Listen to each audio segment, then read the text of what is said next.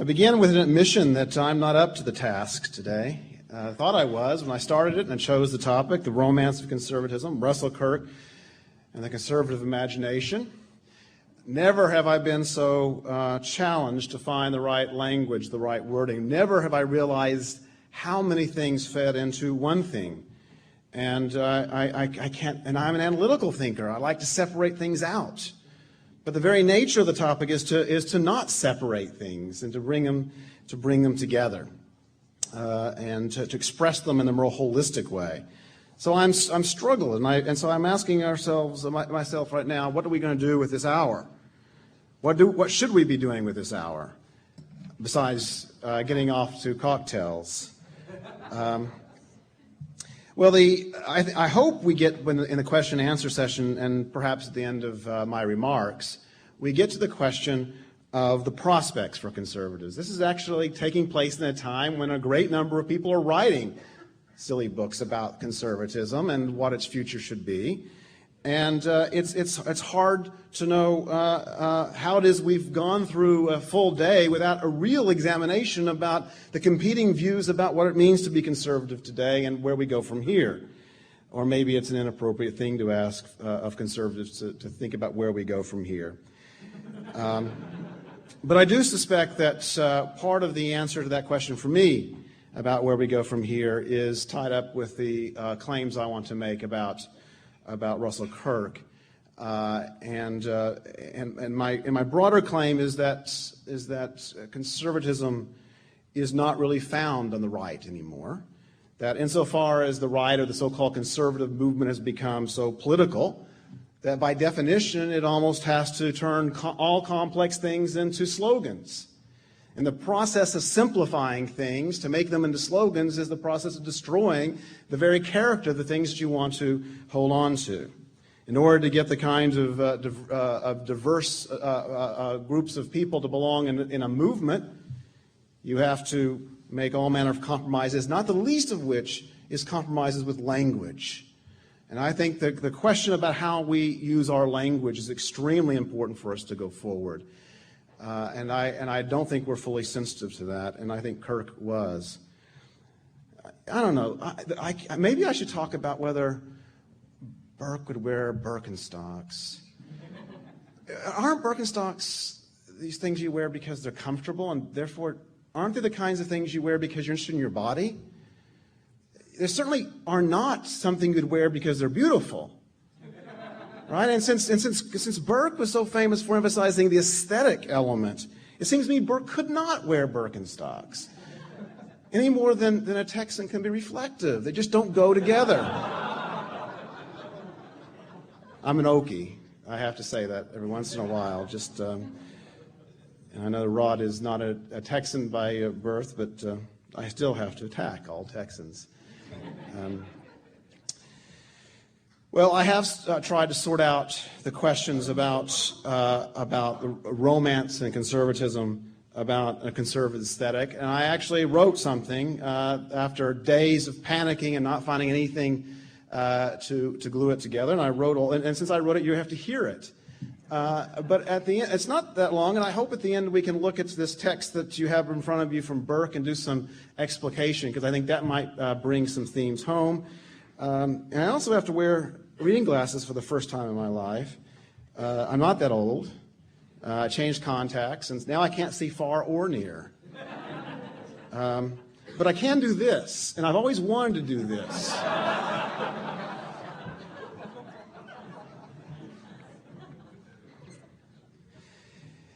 In one of the great works of imagination, Orthodoxy, G.K. Chesterton declared that faith is romantic. That materialism is not only dull, but produces a boredom that leads to madness. Humans are born romantics, and they can never fulfill their better natures without cultivating an imagination that accepts and embraces mystery.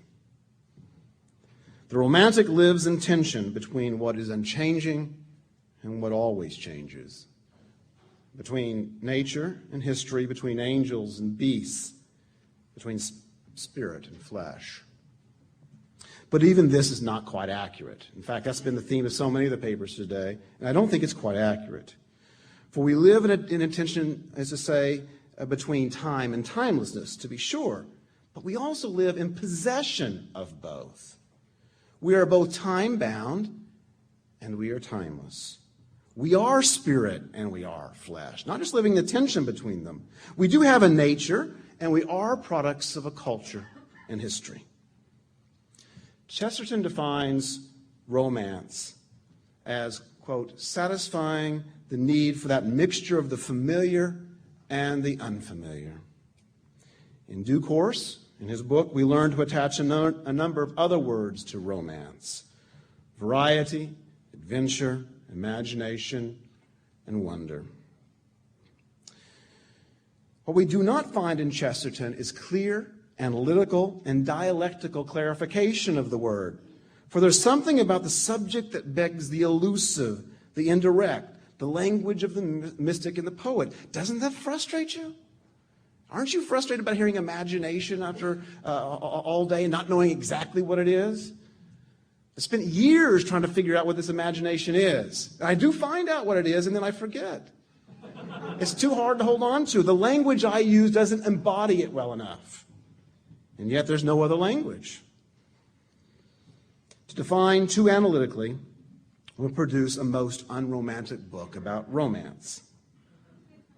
And so to understand Chesterton, to discover the meaning and purpose of romance, we must balance our love of logic and analytical distinctions with an imagination that allows for the careful play of words to form constellations of associations. Ultimately, Chesterton, or any other imaginative thinker for that matter, must show us he must show us things we recognize in our own experience. We must see with them somehow. But seeing in this way requires imagination, and imagination is often atrophied in ages of reductive thinking and, most important for my purposes at least, thin language. Understanding a thinker like Russell Kirk requires the patience to allow his words to work on you, to cultivate an imagination that sees things in complex wholes or completions rather than in easily digestible parts. Russell Kirk was a romantic. He was a wise man with the soul of a child, a man comfortable with the familiar yet yearning for adventure and surprise. He was a wanderer with a purpose.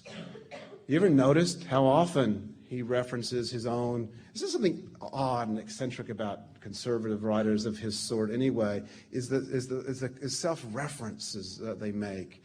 And he'll stop in the middle of an essay and talk about a wander he took. And it might be through a bookstore, it might be through ruins, but he's always wandering. He always finds something to be surprised at. And I get the sense that with Russell, that he was capable of being surprised over and over again by the same themes, which I take to be a capacity that we should all try to cultivate. But he was a wanderer with a purpose, both wandering around and yet with a larger goal in life. To understand better the romantic Kirk, I draw again on the inimitable Chesterton. He wrote, quote, "We need this life of practical romance, the combination of something that is strange with something that is secure. We need to view the world as to combine an idea of wonder and an idea of welcome. We need to be happy in this wonderland without once being merely comfortable." Now, before I attempt to flesh out the meanings Chesterton intends here, I want to note an important characteristic about conservative thought properly understood. Conservatives reject, and insofar as their thesis is this, they fear simplifications. Simplifications are usually the result of isolating something, tearing that something from a whole of which it is a part. Simplification is almost always a form of abstraction.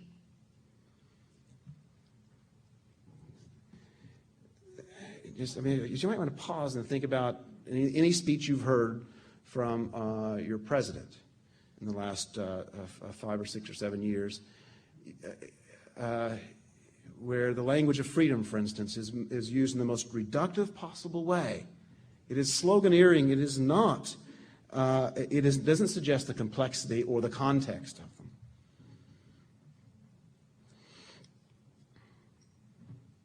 Conservatives prefer the thing in its complexity, with its integrity, even if the thing apprehended is of such a nature that is expressed only in metaphoric terms, or in a fashion that expresses the necessary tension that keeps those parts together. The faculty that best apprehends these things is the imagination, and often the best form of expression is metaphor or even myth. The romantic rejects the middle and demands all extremes. He demands extremes as they were meant to be, bound together. He isn't interested in some artificial safe ground. He doesn't see things as left and right, as though ideas fit on some line, the center of which might be located. Reality might be one single thing, but this thing is a multiplicity. The lust to control reality, to give it a simple structure that yields unchanging laws, leads to the negation of human freedom. The lust for complete freedom produces nihilism. But choice, in the context of order, is liberty. One of my favorite quotes from Chesterton was that the chief aim of law and order was to give room for good things to run wild. And I think that's about as well said as it could be. Order and liberty are, in fact, distinct things, and a philosopher might isolate them conceptually and tout one or the other, or he might place them on some continuum from, say, tyranny to freedom. The middle ground, of course, he seeks.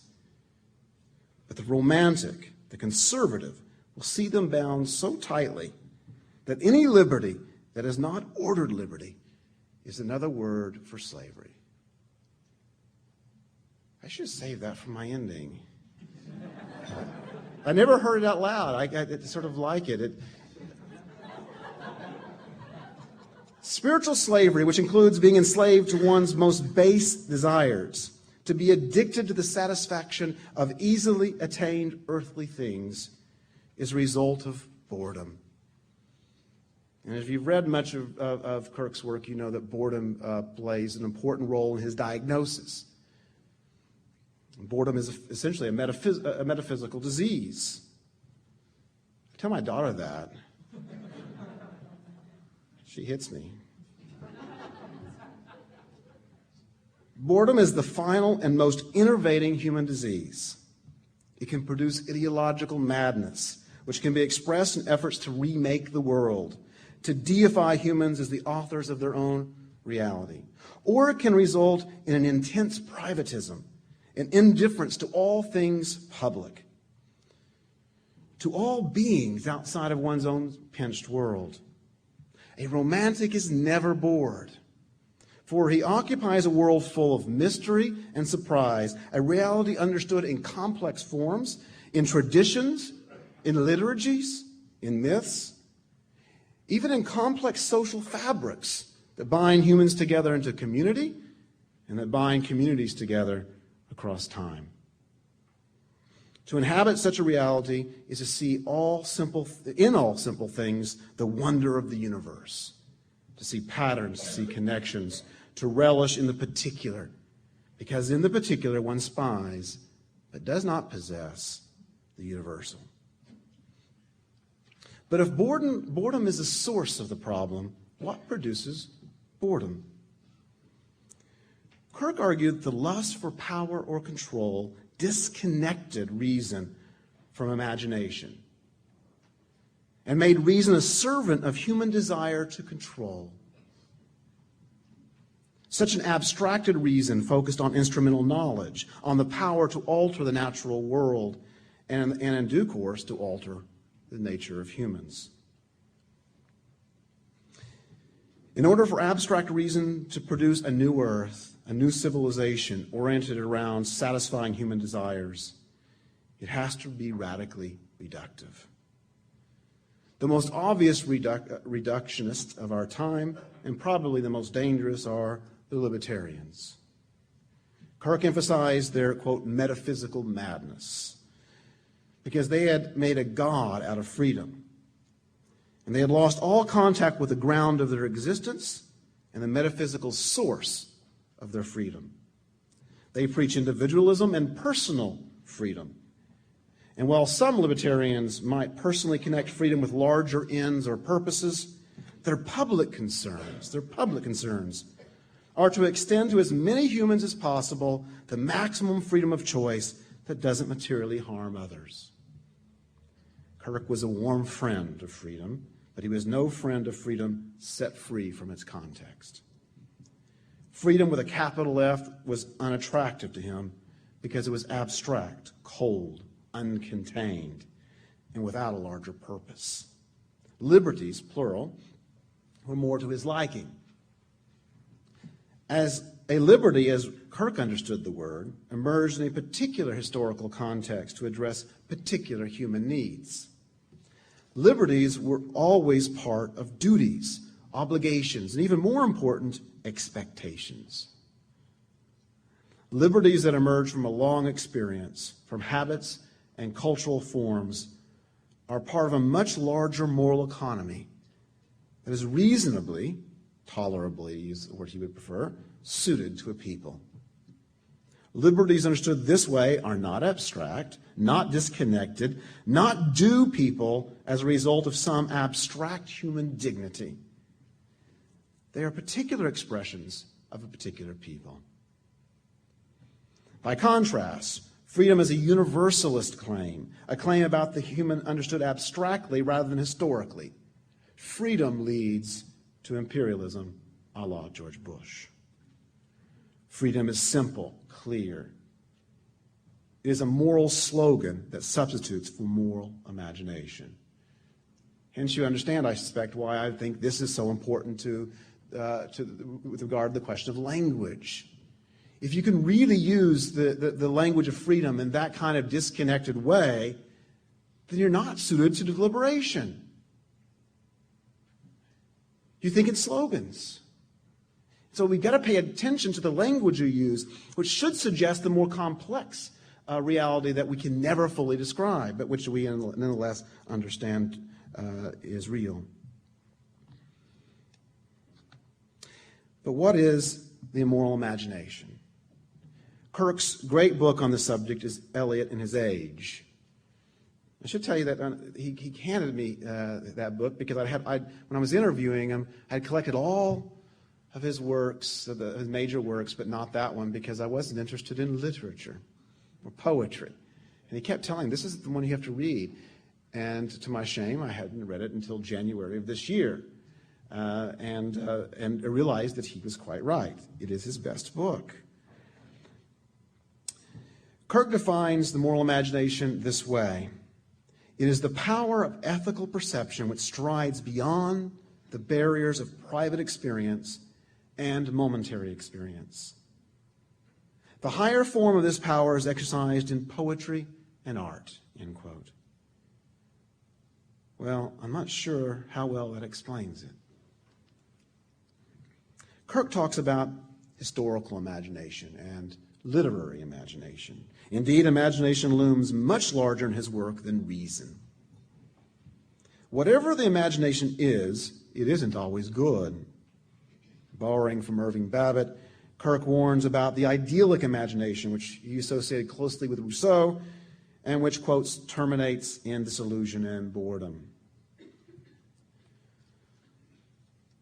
What all these forms of imagination, the good and the bad, have in common, it seems to me, is the capacity to capture something complete, some vision about how things should be in their totality, rather than in part. It is to apperceive rather than to perceive, to express a synthetic whole that includes ends as well as means. The moral imagination recognizes that humans have a law that's peculiar to their nature, and the needs for human flourishing are not satisfied by temporal things alone. Human desire reaches towards something outside of time, some norm or universal expression. And I do think it's extremely important, if you're going to try to sort through Kirk, something he doesn't make as explicit as perhaps he should, and I think I know why, is you should follow the desires. Our desires tell us things. We have desires that we can decide to destroy or ignore by changing human nature. But otherwise, they teach us, they pull us to something well beyond what is immediately before us. Our desires are important. Because humans are temporal beings with eternal longings, they must live according to both natures. The moral imagination integrates personal experience, individual spiritual longing, and the developed moral understanding of the ages, and develops them into some poetic and mythical expression of the complex moral universe that humans alone occupy. The moral imagination produces works that are products of a particular age, but which reach out to the shared human condition. They are cultural products and they are spiritual products. Humans can only escape the limits of their own culture and time by employing the idioms and artifacts of their culture. The moral imagination helps to express the highest human aims and to identify basic moral and even political principles. But it cannot issue slogans, programs, or ideologies. The moral imagination never loses the balance or tension of spiritual beings living in time. But neither does it eliminate the mystery that ultimately shrouds the most basic truths of our existence. In some ways, the moral imagination gives us knowledge of the mysteries that define us rather than resolves those mysteries. For Kirk, we moderns can choose to live in the mystery and therefore engage in the romantic journey of the soul that the mystery provides. Or we can deny the mystery, cut ourselves off from the truths available through imagination, and occupy an existence narrowly and simply defined by abstract reason. In which case, we become intelligent animals only. Because abstract reason is disconnected from imagination, it does not understand beauty. Efficiency, or of one sort or another, becomes its master. The drive to simplify is part of this desire for the most efficient means of organizing our lives. Defending equality simply, or freedom simply, is much easier to do than talk about ordered liberty or spiritual equality. The tyranny of efficiency means that human goods found in our aesthetic nature, our spiritual need for beauty, are sacrificed. Hence, Burke would never wear Birkenstocks. One of my favorite Kirk essays concerns the importance of architecture in cultivating human goods, human happiness, and romance. In this essay, Kirk lamented what he called the ghastly monotony of so much modern architecture. In the 20th century, we found ourselves in look-alike houses, and in due course, we would have think-alike people. We found ourselves in planned cities, cities built on a scale that swamped human community, turning people into indistinct atoms, bouncing about a boring but colossal cityscape. But why should we worry about our man-made environment? And now we're at the fundamentals. Ultimately, all these questions revolve around Kirk's understanding of human nature. Our nature as seen through the moral imagination, not as seen by science, not as seen as by abstract reason, but by a moral imagination. But we're in a bit of a problem given the reductive way in which we use the term human nature. Try it sometime. Try to talk to people about what they think human nature is. Think about the way in which they end up responding to that and how reductive is their language associated with this most basic of questions. Everyone thinks they know what human nature is, I've discovered. To suggest the nature of something is to suggest its fixed qualities, its unchanging characteristics. This understanding tends toward a fixed and universalist characterization of the human. Add to this the tendency of modern obsession to shave away all complicating factors to find the simple, irreducible thing, And we moderns tend to talk about humans as good or as fallen, as possessing natural rights or by nature free beings or some other such basic characterization. But Kirk could only refer to human nature by keeping all the complicating factors attached. To highlight some characteristic for our purposes, Kirk stressed that humans belong to a particular place and time. This is true of all humans. It's universal that way. All humans are cultural beings and therefore are bound by cultural inheritance. All beings. It's a universal claim that they are not universal creatures, but they are cultural creatures. Humans flourish when they develop affection and attachment to the people, institutions, habits, and ways of their immediate environment. Any healthy society will therefore produce a vibrant communal life that is rich with memories of the dead, that is concentrated on the rich attachments of everyday life. Large, homogeneous cities disconnect people, failing to provide them with adequate opportunities to belong to those immediately around them. And these cities distance people from the tangible expressions of forebears. I still have not found a cemetery. I don't think there is a cemetery within 10 miles of where I live. Maybe within 20. The modern city, with its efficient architecture, produces busy workers, people devoted to private lives, but no tangible association with things greater than themselves. In other words, a bland and efficient architecture atrophies the very imagination that helps people to find their ancestors, to think ahead to posterity, and to recognize their moral obligation before a Creator. So for Kirk, any hope of coming to understand the complex mystery of universal norms is found in rich and particular cultural forms and the myths and expressions and poetic imagery that's attached to it.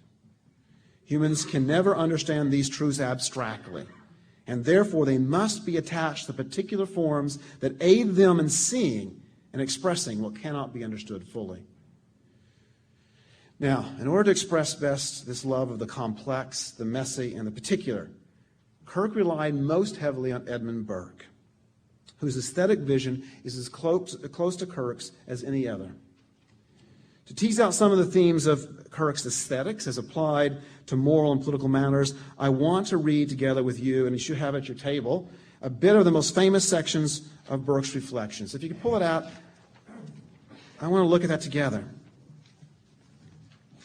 Most of you will recognize these passages are extremely familiar, and I don't really care that you agree with Kirk. With Burke. I want you to look, though, at the way in which the antinomies he keeps in all of his statements, the way in which everything is balanced with something else, the way in which everything is left in a complex pattern of things. And most of all, at the end, I want you to look at the way in which beauty or aesthetics is so central to his vision about the good life.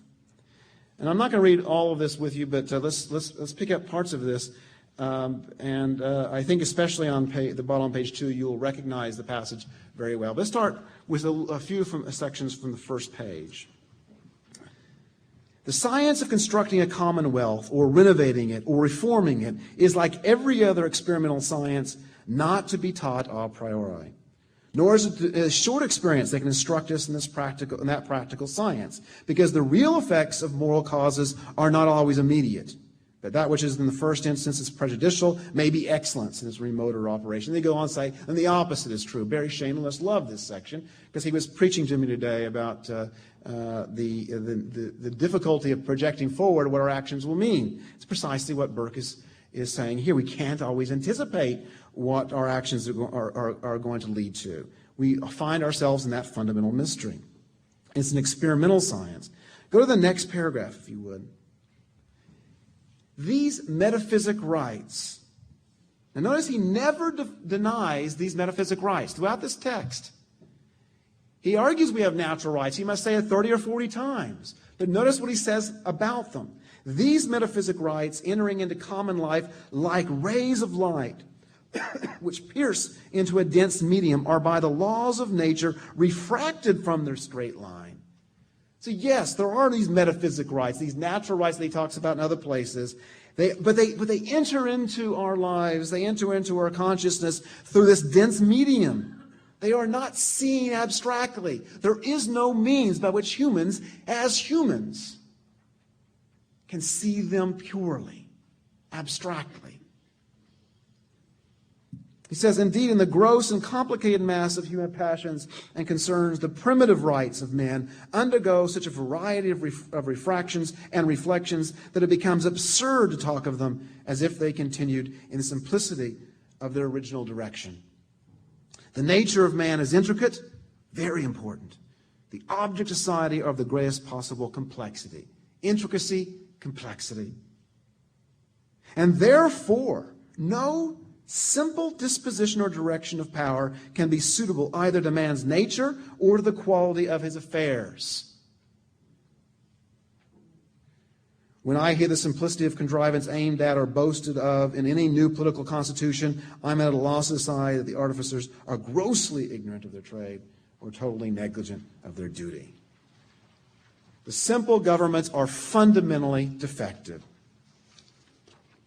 Okay, let's skip down now to the next paragraph, hoping that you will spend a lot of time looking at what happens in between, because I think you'll see these themes even throughout every line. The pretended rights of these theorists are all extremes. And in proportion as they are metaphysically true, they are morally and politically false. Now that's a line from a politician you can't hear today. I don't think they could utter it. And if they did utter it, I don't know what anyone would do with it. This is not something that's going to curry favor among an electorate. It's not something that's going to get their attention. They are not going to believe that metaphysical rights can be true, and to the same degree they're metaphysically true, they are morally and politically false. That notion of complexity is not available to us to discuss in our society because we have not educated our citizens to ourselves to think in these complexities. We are trying to reduce things to axioms. The rest of that paragraph is wonderful, but I go on to the next. The next paragraph is probably the most famous, or at least one of the most famous, and I sure wish Mark Henry wasn't here. Is he gone? So I didn't have to hear me explicate this. And there are others in this room who know Burke so much better than I, and this is a very complex passage. I think you know that this passage emerges after he's expressed this adoration for Marie Antoinette, and that was not apparently a bit disingenuous, but a very important part of the argument he was making. And there's a very rich rhetorical scheme at work here that I can't possibly explain to you. But just notice, and I have to have this passage to see what comes later that I think is important. The age of chivalry is gone. That of sophisters, economists, and calculators has succeeded. I'm in the School of Public Policy, so I try to remind my colleagues of this every chance I get, since almost all of them, half of them are economists, and they're all sophisters. Never more shall we behold the generous loyalty to rank and sex, that proud submission. And notice the way he follows from here. Submission here, proud submission. Interesting language involved here. That dignified obedience, the subordination of the heart, which kept alive, even in servitude itself, the spirit of an exalted freedom. Now, we should need 2 hours on that sentence, don't we? Think about that. It is, whether you think it's correct or not, it's rich. And sometimes rich is better than being right. That dignified obedience, that proud submission, that dignified obedience, that subordination of the heart, which kept alive in servitude, spirit of an exalted freedom. Not just freedom, an exalted freedom. The unbought grace of life, the cheap defense of nations, the nurse of manly sentiments and heroic enterprise is gone. It is gone, that sensibility of principle, that chastity of honor, which felt a stain like a wound, which inspired courage, whilst it mitigated ferocity. Courage, but not ferocious courage. Hard to get. And it wasn't, they didn't get a courage that mitigated ferocity except through human conventions, traditions, through something that emerged out of the peculiar European and therefore as well as British tradition that emphasized honor. Honor did things. It was an artifice of humanity, although not a choice of any one person to craft it. It was an artifice of humanity that did these things. And not only did it inspire courage and mitigate ferocity, it ennobled whatever it touched, and under which vice itself lost half its evil by losing all its grossness. This mixed system, page 3, of opinion, this mixed system, nothing simple about it, this mixed system of opinion and sentiment had its origins in ancient chivalry. And the principle, though varied in its appearance by the varying state of human affairs, subsisted and influenced through a long succession of generations, even to the time we live now. Look at all the different ways in which he's contextualizing it, all the particulars involved in this. This is something that emerges out of their own past, and it has many different versions to it. So it's not just one thing. It is a thing you can describe, but it has so many different characteristics to it, depending upon the context. And then he goes to talk about what it did, including some wonderful phrases like, without force or opposition, it subdued the fierceness of pride and power. It obliged sovereigns to submit to the collar of social esteem. No, not the collar, the soft collar of social esteem. It compelled stern authority to submit to elegance, long since gone, and gave a dominion, vanquisher of laws, to be subdued by manners. Okay, all that I had to read in order to set up the next paragraph. So wake up and look at this paragraph with me. But now all is to be changed. All the pleasing illusions. Okay, just think about this. He's starting off by emphasizing the importance of illusions. Pleasing illusions. He wants to defend illusions, myths, or some ways untruths. But what are these? But these illusions did work. All the pleasing illusions which made power gentle and obedience liberal, freely chosen, which harmonized the different shades of life, and which by a bland assimilation incorporated into politics. Notice the precondition isn't politics. Politics is that which is changed by this. This is ultimately a social and cultural phenomenon that changes politics, not the other way around. So a conservative does hope to influence politics, but he doesn't hope to use politics to change people into conservatives. It incorporated into politics the sentiments which beautify and soften private society. And these are to be dissolved by this new conquering empire of light and reason. That which is, it includes more than this, but it includes abstract reason, a desire to strip everything down to what it is essentially, what it is without all the clothing on. Get to the bare bones of something, not something that's hidden. That's the obsession that he's addressing here. They want to dissolve all this in this conquering empire of light and reason, and then all the decent drapery of life is to be really, really torn off. Drapery of life. You adorn things. The goal is to make things more beautiful. Manners, of course, are the most obvious one for society. We adorn ourselves we drape ourselves with manners. We dress in a way that is not for our own sakes, but for presenting ourselves to a public. We address people in ways that, not the way we feel about them, but the way we should feel about them. There is something about these pleasing illusion that it has an effect upon the people who use them. This is drapery. This isn't getting down to the way things are in some reductive way. And it's also, of course, creative. All the super-added ideas furnished from the wardrobe of a moral imagination, which the heart owns and the understanding ratifies. And it's a sequence. The heart owns, understanding ratifies. But for what purpose? As necessary to cover the defects of our naked, shivering nature. And you know Rousseau, right? I mean, you know the people he's talking about. Those who say that society is the problem, institutions are the problem. We need to find a way of getting back to the way we are in some abstract understanding of humans in nature. But we understand that the moral imagination has shaped us in such a way as to cover, it doesn't change our nature, it covers the defects of a naked, shivering nature, and to raise it to dignity in our estimation. And these are to be exploited as ridiculous, absurd, and antiquated fashion. Well, whatever you do with passages like this, I hope you see that what's going on with Burke and with Kirk, who I think found these passages so redolent with images for him, you find that there is nothing simple, there's nothing declarative about them.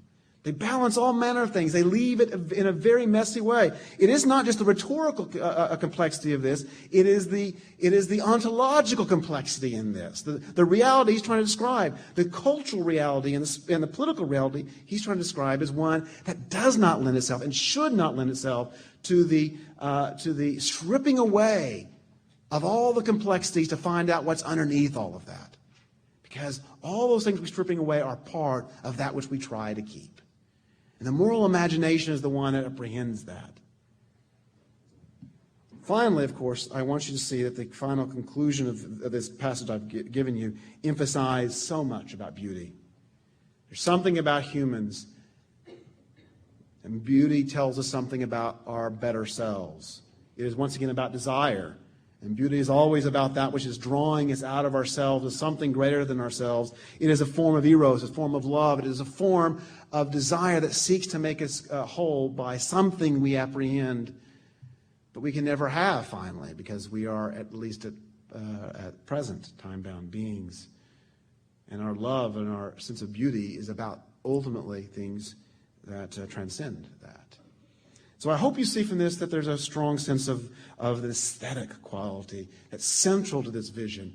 It is not about, it won't give up the notion of beauty in order to capture that which is abstractly available to us. And it's not to give up the beauty of our society in order to gain more efficiency, in order to gain greater equality or other kinds of goods that we might want to try to achieve. You should think about them in terms of a society that you want to maintain the beauty of. And I think that's very important, understanding both Kirk and Burke. I hope in our discussion, I hope we have 10 or, do we have some time for a question and answer? I hope we can talk about what this means for conservatism going forward.